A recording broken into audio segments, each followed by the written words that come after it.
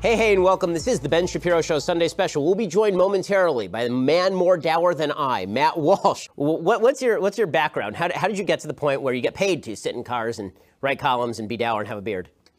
It's So you're known for not only being very caustic, but obviously being very religious. So what is your religious background? We'll get into religion a little bit more deeply a little bit later in the show. But what's your religious background? What's your belief system? Yeah, I'm Catholic, so I grew up very Catholic. How did all of this impact on your politics? So you're a conservative, obviously. You were not a super pro-Trump conservative during 2016. So how does your worldview shape your political views? For me, So from a religious point of view, and you say that the goal is to get to heaven, are you a belief-based person? I mean, is it that you believe in Christ and therefore you go to heaven, or is it a works-based thing? Because obviously this is sort of a differentiator between Judaism and Christianity in some iterations.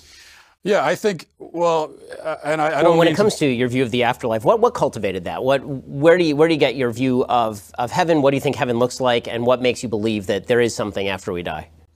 I get it from my... When it comes to, you write a lot about politics.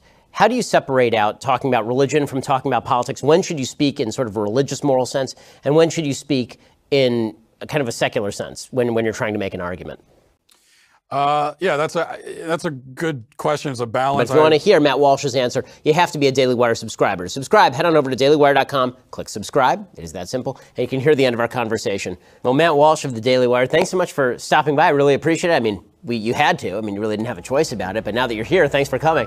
Good to see you, Steve. Appreciate it.